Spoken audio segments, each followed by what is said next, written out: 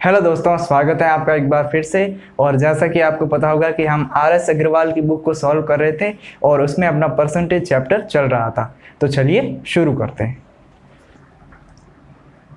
4240 का 3/5 का 75% का 25%, इसकी वैल्यू निकालनी है हमें। 3/5, 75% को हम 3/4 लिख सकते हैं। फ्रैक्शन में 25 से काट लेंगे और इसी प्रकार से 25% को भी 1/4 लिख सकते हैं। अब सॉल्व कर लेते हैं। पहले 5 से काट देते हैं, 8 4 8। अब 4 से काट लेते हैं, 2 1 2। एक बार फिर से ये 4 से कट जाएगा 5 बार और 3 बार। अब हम 53 और ये 3 × 3 9 हो जाएंगे, इसको 9 से मल्टीप्लाई कर लेंगे तो ये 27 2 और ये 477, ये इस सवाल का आंसर हो जाएगा। 280 का x%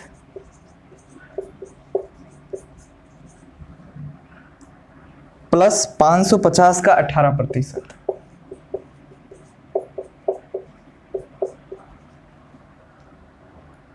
इसकी वैल्यू दे रखी है 143.8। 0 से 0 का काट लेते हैं, 2 से कट जाएगा 14 और 5। 0 से 0, 5 से कट जाएगा 11 बार, 5 से कट जाएगा 2 बार, 2 से ये 9 चला जाएगा। यहाँ पर 99 आ जाएंगे और ये 14x/5 इक्वल्स में 143.8 है। इस 99 को इक्वल्स के उधर भेजेंगे तो ये माइनस हो जाएगा। 143.8 में से 99 माइनस होंगे तो 44.8 रह जाएंगे। अब x की वैल्यू के लिए 14 और 5 को उधर भेज देंगे तो ये गुणे में था बट्टे में आ गया, ये बट्टे में था गुणे में आ गया। पॉइंट यहाँ पे 10 लगा देंगे, 5 से कट जाएगा 2, 2 से इसको काटेंगे तो 224 आ जाएगा। 2 से एक बार और काटने पर 112/7 और इसको जब हम सॉल्व करेंगे तो 1 और 6, ये इस सवाल का आंसर हो जाएगा। 16 जो है इस सवाल का आंसर हो जाएगा। 1245 का 15.5%, 1245 का 15.5%। उसके बाद दे रखा है माइनस 1458 का 12.5%। 12.5% को फ्रैक्शन में 1/8 लिख सकते हैं। पॉइंट हटाएंगे तो यहाँ पे 0 आ जाएगा, 138। हाँ, अब यहाँ पर हम इसको 5 से काट देते हैं तो, या फिर इसको इससे काट लेते हैं, ये 200 और ये 2 आ जाएगा, 4 आ जाएगा, 9 आ जाएगा। और इसको अब 5 से और काट लेते हैं, 40। इसको 5 से काटेंगे तो 3 और 1, 31 आ जाएगा। अब 31 × 249 करेंगे और उसमें 40 का भाग देंगे। इधर हम इसको 2 से काट सकते हैं 4, 2 से काट सकते हैं 729। अब 31 से इसको मल्टीप्लाई करेंगे तो 9 × 27, ये यहाँ पे आ जाएगा 9 और 27 हासिल में चला जाएगा। उसके बाद 132, 124, ये 15 आ जाएगा यहाँ पे, और 62 और 15 77, ये इतना आ जाएगा। इसके अपॉन में 40 आ जाएगा, माइनस 729/4। अब इसको सॉल्व करेंगे और फिर एलसीएम ले लेते हैं 40। तो यहाँ पर तो ये इतना ही रह जाएगा, यहाँ पर ये इतना आ जाएगा।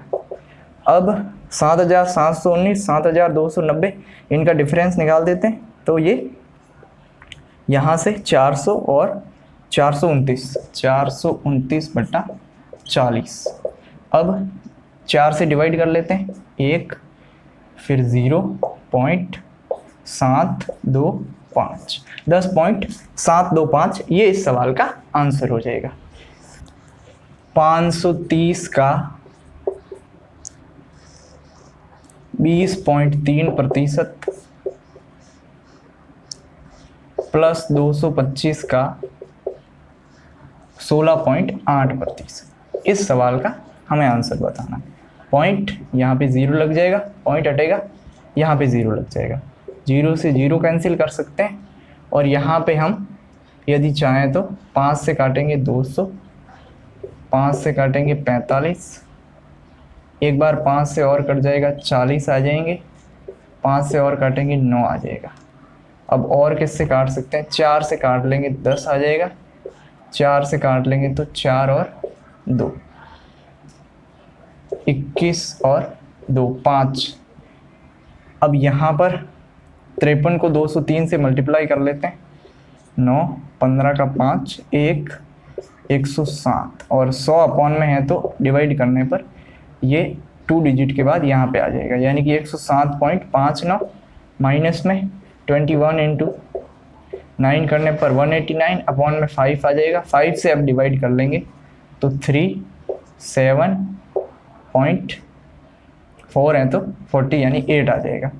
अब हम ये प्लस है, यहाँ पे गलती से माइनस हो गया था, अब इनको जोड़ देंगे तो इसमें ये ऐड करना है, यहाँ पर हम 37.8 ऐड कर लेंगे तो ये इतना आ जाएगा 145.39, जो इस सवाल का आंसर हो जाएगा। एक संख्या का 1/5 यदि 81 हो तो उस संख्या का 68% कितना है। 1/5 जो है वो यदि 81 है तो 5 को उधर भेजेंगे तो इससे मल्टीप्लाई होकर ये वो संख्या आ जाएगी और इसका 68% निकालना है। 4 से काटने पर 17/25, 5 से काटेंगे तो 81 आ जाएगा, 17 1 137 और यहाँ पे हम इसको 275.4, ये इस सवाल का आंसर हो जाएगा। व्यंजक x³ y² में x तथा y के मानों में क्रमशः 25% तथा 20% कमी करने पर व्यंजक के मान में कितने प्रतिशत कमी आएगी। x³ और y², x और y हैं और x के मान में 25% की कमी करने पर ये 75/100 3/4 यानी कि 3x/4 बन जाएगा और y में 20% की कमी करेंगे तो 4x/5 रह जाएगा, सॉरी 4y/5 रह जाएगा। अब ऐसा हमने इनका मान कर दिया तो अब इस मान में कितना परिवर्तन होगा, तो अब x की जगह ये रखेंगे, y की जगह ये रखेंगे। x की जगह जब ये रखेंगे तो 27x³ और अपॉन में आ जाएगा 4 की पावर 3 है तो 64 और मल्टीप्लाई में अब इसका स्क्वायर करेंगे तो 16y² और ये 25 आ जाएगा। अब ये मान इस प्रकार से आ जाएगा, ये 16 से कट जाएगा 4 बार और 27x³ y²/100, ये नया मान आ गया है। पहले मान ये था तो कितना परिवर्तन हुआ है, तो हम यदि इसमें से इसको माइनस कर लेंगे तो ये आ जाएगा 100 में से 27 जाएंगे 73x³ y², ये इतना परिवर्तन हुआ है और ये इतना परिवर्तन इस पर हुआ है तो अपॉन में ये आ जाएगा x³ y², प्रतिशत के लिए मल्टीप्लाई में 100 आ जाएगा, 100 से 100 कैंसिल हो जाएंगे, x³ y² से x³ y² कैंसिल हो जाएगा और 73% की कमी हुई है, जो कि इस सवाल का आंसर हो जाएगा। एक नगर की जनसंख्या 48,600 है। यदि पहले वर्ष में इसमें 25% की वृद्धि और दूसरे वर्ष में 8% घटोतरी हो तो 2 वर्ष के अंत में इस नगर की जनसंख्या कितनी होगी। 48,600, अब पहले वर्ष तो हो रहा है 25% की वृद्धि और दूसरे वर्ष 8% की कमी, यानी कि 92/100। तो अब यहाँ से 4 से काट लेंगे 23, 2 0 से 2 0 कैंसिल, इसको 5 से और 23 से गुणा कर लेंगे, 8 13 और 184 और 97, 19 चला जाएगा हासिल में और 111। अब 5 से गुणा कर लेंगे, 40 4 9 3 8 5 और 5, 55,890, ये इस सवाल का आंसर हो जाएगा। 2 लाख रुपए हैं, 10% वार्षिक दर से अवमूल्यन होता है तो 3 वर्ष बाद मूल्य क्या होगा। अब 2 लाख रुपए हैं, 10% से अवमूल्यन हो रहा है मतलब हर बार 90% रह रहा है, इसको हम 9/100 कह देंगे, ऐसा 3 बार हो रहा है। 3 0 से 3 0 कैंसिल हो जाएंगे तो, और 9 का क्यूब कितना होता है 729 इंटू 200 करेंगे तो ये आ जाएगा 1458, ये इस सवाल का आंसर हो जाएगा। एक व्यक्ति ने 72,900 में एक भूखंड खरीद कर उस पर 1,33,100 की लागत से मकान बनाया यदि भूखंड के मूल्य में 10% वार्षिक दर से वृद्धि हो तथा बिल्डिंग के मूल्य में 10% वार्षिक दर से कमी हो तो कितने समय बाद दोनों का मूल्य समान होगा।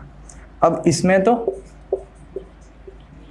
वृद्धि हो रही है 10% की दर से, यानी कि 11/10 हो जाएगा। ये 110/100 को हम 2 जीरो से कैंसिल कर लेंगे। 110 और 100 को हम 11/10 लिख सकते हैं। और ऐसा कितने समय में हो रहा है उसका हमें पता नहीं है, इसको x मान लेते हैं। और इतने के इतने समय में यहाँ पर इसमें कमी हो रही है, और 10% की कमी मतलब 9/10। और ऐसा कितने समय में हो रहा है, ये x समय में हो रहा है। दोनों का टाइम जो है वो बराबर है। अब यहाँ पर हम 11x/10 इसको इधर लेके आएंगे तो 10, सॉरी ये यहाँ पे पावर x है, और इसको इधर लेके आएंगे तो ये 10/9 और इसकी पावर x हो जाएगी, और इसको इक्वल्स में लेके जाएंगे तो ये अपॉन में आ जाएगा। अब यहाँ पर 10 से 10 को काट सकते हैं, और 11/9 इसकी पावर x आ जाएगी। जब पावर सेम हो तो आधार मल्टीप्लाई हो सकते हैं, यानी कि 11 और ये 1/9 मल्टीप्लाई हो गए। और यहाँ पर इसको हम 11 का क्यूब, इसको 9 का क्यूब कह सकते हैं। तो 11 और 9 का क्यूब, अब बीच में बराबर लगा हुआ है, बेस समान है, इसका मतलब है हाइट भी पावर भी समान होगी। तो x की जो वैल्यू आएगी वो 3 आ जाएगी, यानी कि 3 साल में इन दोनों की जो कीमत है वो समान हो जाएगी। किसी परीक्षा में 60% विद्यार्थी अंग्रेजी में तथा 70% गणित में उत्तीर्ण हुए। यदि 20% विद्यार्थी दोनों विषयों में अनुत्तीर्ण रहे हो तथा 2500 विद्यार्थी दोनों विषयों में उत्तीर्ण रहे हो तो कुल विद्यार्थियों की संख्या कितनी। देखो 60% पास और 70% पास, मतलब अंग्रेजी में 40 और गणित में 30%, ये ऐसे हैं जो फेल हुए हैं, और कुल मिलाकर दोनों में 20 फेल हुए हैं। अब मैं कहूँ केवल इंग्लिश में फेल कितने हुए हैं, तो 40 में से 20 जाएंगे तो ये 20 आ जाएंगे। केवल मैथ्स में तो 30 में से 20 जाएंगे तो ये 10। ये केवल अंग्रेजी में फेल, ये केवल मैथ्स में फेल, और कुल मिलाकर 20 दोनों में फेल। तो कुल मिलाकर 50% ऐसे लोग हैं जो फेल हुए हैं। पीछे 50% जो बचे हैं वो दोनों में पास हुए हैं, और इनकी संख्या दे रखी है 2500। 50% की वैल्यू 2500 है, तो 100% की वैल्यू इसको 2 से मल्टीप्लाई कर लेंगे, ये 5000 आ जाएगा। ये इस सवाल का आंसर हो जाएगा। किसी विद्यालय में लड़के तथा लड़कियां 3:2 के अनुपात में, यदि 20% लड़के तथा 30% लड़कियां छात्रवृत्ति लेने वाले हो तो छात्रवृत्ति न लेने वाले विद्यार्थियों का प्रतिशत कितना। 3 और 2। अब 3 का 20% छात्रवृत्ति लेने वाले हैं, यानी जो 80% हैं वो छात्रवृत्ति नहीं लेते हैं, तो इसका 80% निकाल लेंगे 2.4, और इसका 70% निकाल लेंगे 1.4, यानी कि कुल 3.8 लोग हैं वो छात्रवृत्ति नहीं लेते हैं 5 में से। तो ये कितने प्रतिशत आ जाएगा, इसको काट लेंगे 20, तो 76%, 76% ऐसे लोग हैं जो छात्रवृत्ति नहीं लेते हैं। किसी परिवार के चावल, मछली तथा खाद्य तेल पर किए जाने वाले व्यय 12-17-3 के अनुपात में है। 12, 17 और 3 के अनुपात में है। इन वस्तुओं के मूल्यों में 20%, 30% और 50% की वृद्धि होती है। ये अब इसका 20% निकालेंगे 2.4, और इसका 30% निकालेंगे 5.1, और इसका 50% निकालेंगे 1.5। 3 का आधा हो जाएगा। अब इनको जोड़ देते हैं तो ये 7, 12 और 2 और 5, 7 और 1, 8, और इनको जब जोड़ेंगे तो ये कुल 9 आ जाएगा। और 9 की वृद्धि हुई है किस पर, 12, 17, 3 यानी कि 32 पर। इन तीनों को जोड़ दिया तो ये कुल कितने प्रतिशत होगा, 4 से काट लेंगे 8, 25, इसको 225/8 कह सकते हैं। 8 से काटने पर 8 और 1/8 इतने प्रतिशत की वृद्धि हुई है, जो कि इस सवाल का आंसर हो जाएगा। ए की आय का 5%, बी की आय का 15%,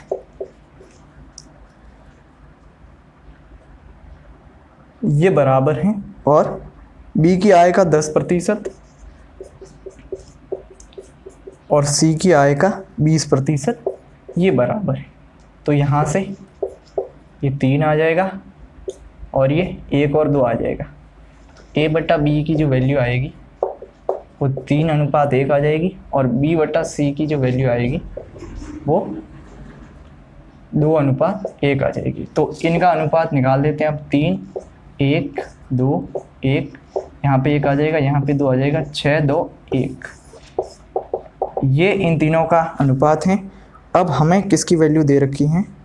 तीनों की वैल्यू 8000 दे रखी हो, तो सॉरी बी की आय 8000 दे रखी हो, 2 की वैल्यू 8000 है, तो कुल हमें वैल्यू बतानी है। कुल वैल्यू यानी कि 9 की वैल्यू बतानी है।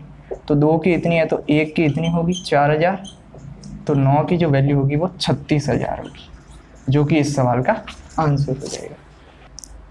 एक MRI मशीन का मूल्य 1 करोड़ रुपए है। विक्रेता कंपनी इस पर 5% की छूट देती है। छूट की राशि कितनी है? अब 1 करोड़ का 5% 5 लाख हो जाएगा, तो 5 लाख जो है वो इस सवाल का आंसर हो जाएगा। एक कर्मचारी की मासिक आय में 2.3% वृद्धि करने पर उसे 720 अधिक मिलते हैं। उसकी मासिक आय कितनी है? 2.3% यानी कि 8/3%। इसकी वैल्यू हमें 720 दे रखी है। 8 से कट जाएगा 90 और ये 27। 100 की वैल्यू के लिए 2 से गुणा कर लेंगे तो 27,000 है, जो वो कुल मासिक आय आ जाएगी। ये इस सवाल का आंसर हो जाएगा। तो चलिए आज के लिए अपन अब इतना ही रखते हैं। यदि आपको ये वीडियो अच्छा लगा हो तो लाइक कीजिएगा, शेयर कीजिएगा और हमारे चैनल को सब्सक्राइब कीजिएगा। Thank you.